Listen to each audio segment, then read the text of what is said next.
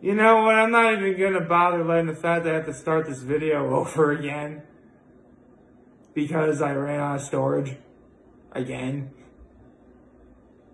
I actually had such a good day yesterday, I'm just sort of riding that high.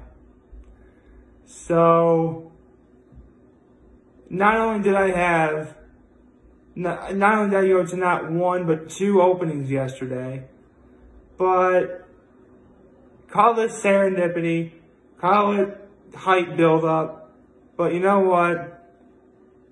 I think it's about time I talked about this particular mom food staple. Mom Food Chronicles today, baby. And you know what? I've been building up for a little while now. It's something we've all had at some point, whether you get it out of the blue box or it's homemade. Whether it's your main dish or your side dish. Breadcrumb topping or not, it's mac and cheese, baby. Yeah. Mac and cheese. Mom food. Yes. Yeah, Mom Food Chronicles for you today, folks. Let's go. All right. So, before we get started, first, yesterday afternoon, Rita's reopened, so I was finally able to go again, which already would make me happy. Got my usual Swedish fish Italian ice. Tried and true. Not too much, not too little. I knew I was going to have a big dinner later, and you're probably thinking, yeah, large Italian ice, even though you're having a big dinner. Dude, it's ice. It's like liquid. Trust me, it's not going to affect my appetite at all, believe me. So, for dinner last night, and actually I should bring this up too. Both Rita's and the other place I'm going to be mentioning a little bit later had some policies. Obviously, with Rita's, they're only letting 6 people in, not 8 people in at a time, 8 people. So naturally when I walked in, first I read the signs before even trying to go in, because, signs are meant to be read. So, that sounded like I didn't say, signs are meant to be read. Thank you. So, I look inside, I'm like, okay, there's 1, 2, 3, 4, 5, 6. Okay. Now, normally it wouldn't bother me, but yesterday it was raining like a son of a gun. I got soaked. Bad. But, eventually I got my Swedish Italian ice, and then I went to visit my parents last night. And we had the American staple, hot dogs and mac and cheese for dinner. Although, my mom didn't put hot dogs in the mac and cheese. We had hot dogs and buns and condiments and, mac and cheese as well. But since this is the Mom Food Chronicles, one I have been building up to for a while, and it is about mac and cheese, I should probably tell you about my history with mac and cheese as well. And where to start then? The beginning. So, pretty much like any kid who had no sort of dietary problems or, didn't have to have not have to worry about gluten-free or vegan or dairy-free or lactose intolerance or any of that stuff. Naturally, the first mac and cheese I ever had was out of the blue box. That is Kraft macaroni and cheese. And, it's Kraft macaroni and cheese. If you grew up with the stuff and you have it again after so many years, you're probably going to think it's fine. It's Kraft macaroni and cheese, I mean, to be honest, as a full-grown man, I could probably have 1, maybe 2 boxes of that stuff. But, as a kid, it's pretty good. Does a good job. Can't really go wrong. Not really anything to complain about here. But, as, I got older and I would watch stuff like, because I really would start getting interested in food down the line. I would watch stuff like Food Network and stuff like that. And I would ask my mom, to make like some of the other, some other foods that I had growing up. Some even would become Mom Food staples themselves. But, in the end, she would just make more of that stuff as opposed to the stuff I had when I was little. In fact, to be perfectly honest, I didn't really have anything mac and cheese related until like late teens, early 20s. And even then, for the most part, it was the homemade stuff. Now, keep in mind, I really did not, I've said this before, growing up, I really was not the biggest fan of cheese. Just because, and I'm sure whether you're a cheese lover or not, you've had this experience at least once. You get enough cheese in your mouth then it's going to feel like you're chewing on just a giant wad of pungent tasting rubber. And do I even need to tell you how unappetizing that sounds? So needless to say, wasn't the biggest fan for a little while. But, you know, again, I would eventually, you know, warm up to it. And, you know, seriously, I think it took until I was like 27 to be like, okay, cheese is okay in my book. That's how long it took me to fully warm up to it. So, I actually do have a story to tell in a few minutes, but I should probably get into how my mom makes her homemade mac and cheese. Because some people are going to find this rather sacrilegious. But, you know, for one thing, she'll take the casserole dish that she's going to cook the mac and cheese in. And she'll actually cut up an onion. And she will put that onion and butter inside the casserole dish, put that in the microwave, let the butter melt, or let the sort of onion sort of get softened up a little bit, and boop, you know, that's how you get that part done. In terms of boiling the pasta, you know, it's just boiling the pasta, you know, just boil your pasta and you know, you're good to go.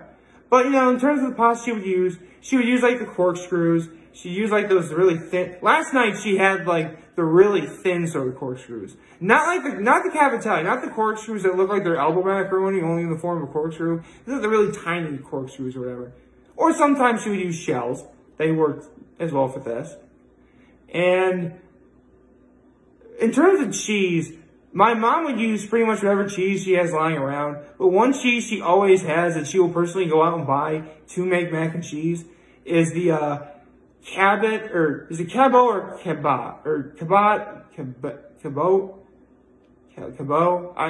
C-A-B-O-T. That brand of extra sharp white cheddar. That's what she'll have in mac and cheese always, along with any other cheese she has lying around.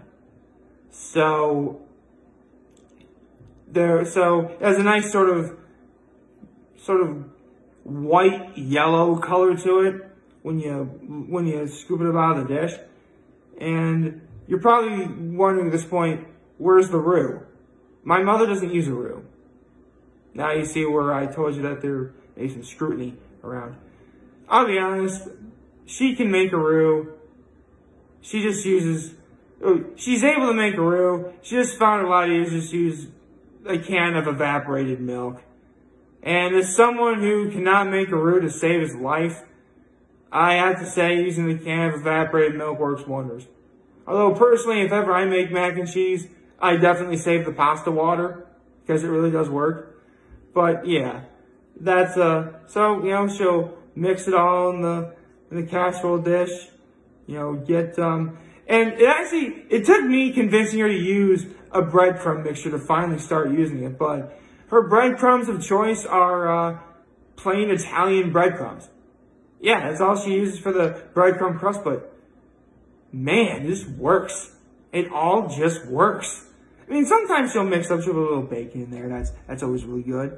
And, yeah, so the onions, the noodles, either, you know, shells or whatever she's using, you know, the cheeses, the evaporated milk, she'll mix it all together, put the breadcrumb crust on top, and boop, in the oven, good to go. 350 for an hour, and man, it's just really good. It is. So I had that along with hot dogs last night, again with, you know, bun, condiments, and everything else. And I did say I was going to talk about this, so how about I tell you about the one time my mom made a mac and cheese that was actually so bad, it almost turned me off of mac and cheese forever. I'm being serious about this. So, what exactly happened? This was about 7, 8 years ago, again, before I really started warming up to liking cheese as a whole. And even then, I was on the fence about my mom ever making mac and cheese. But this particular instance was something, it was something alright. So I think I was coming back home from working as a transporter at Robert Packer Hospital. And, you know, I'm thinking, okay, I'm going to have dinner and it's macaroni and cheese. This macaroni and cheese looks substantially different from anything she made in the past. For starters, no breadcrumb crust. That should have been kind of a telltale sign I was in for something special, right? So, no breadcrumb crust, and the color of the mac and cheese. Like, I know cheese can sort of, I know like stuff like yellow cheese is really more orange than anything else. This was like a bright neon orange. I am not like, it's very clear she probably used like which, nothing wrong with using Velveeta or anything like that, but it was very clear she used that here. And yeah, it really did not do it any favors, and it kind of gets a little worse from here. So she had made like a vegetable dish. I forget if she made like green beans or salad, but I remember having the vegetable dish first, because I always have my vegetables before having the main dish, just because who the heck wants to save their vegetables for the end? Seriously, like, it's like a build-up, man. You want to save the best part for last. Not that the vegetables are bad, just, you know, I know that you're going to want to have the vegetables first as opposed to last. Anyway, so after I had my vegetables, and my father doesn't really eat vegetables that much, so he had whatever he had in terms of vegetables, had his mac and cheese. So I walk over and I scoop my mac and cheese out. And now here's where it gets very disturbing. Remember how I told you earlier that my mom will use any cheese that's lying around? Well, and I want to make this clear. She's never used a cheese that was like expired. Never. Never done that. I want to make that perfectly clear. But if it's a cheese that she has lying around that she wants to add, she will. And in this particular instance, she's probably the one kind of cheese I don't think anyone would ever want to use in a mac and cheese. And that is mozzarella string cheese. Now, I'm sure a lot of people out there who like the comes like individual wrappers, you know, you gotta pull apart and eat that as like a snack or whatever. She put that in the mac and she's like, what's so wrong with that? You're probably wondering, oh, well, Nick, what's the problem with that? Well, here's the thing. My mother did not pull apart the cheese at all. She literally just like took like a full long stick of like yay long of the string cheese, put it in the casserole dish, and was just expecting that it would melt. Which, it's mozzarella cheese. It's like, it's one of the cheeses that like is the hardest to melt. Like you need like a particularly high temperature to do that. And being stuck inside everything else, you know, surrounded by noodles and other various cheeses and stuff, yeah, that ain't happening. So, between the fact that there was like no crust, just like the bright orange neon color of the mac and cheese, it looked like something out of the box. Again, nothing wrong with the box, if it's the box. But this is homemade, you know better. So, the bright neon orange colored mac and cheese, combined with the fact like the stick of string cheese remained completely intact. Didn't even remotely look like it melted at all. In fact, I don't even remember it being that warm either. It looked like something else. Think something that like a woman uses on a monthly basis. Yeah. Needless to say, my mother had steered away from that, and she's made it the way I just described it, and yeah. Although that's an experience I'm never going to forget. So anyway, after we had hot dogs and mac and cheese for dinner, we went to the opening of the Dairy Barn. Yes, the Dairy Barn reopened again. And, you know, like Rita's are also having their own stint of, you know, cautiousness. You know, they have a line. You can't go inside, but they have a window. So, you know, you can order from there.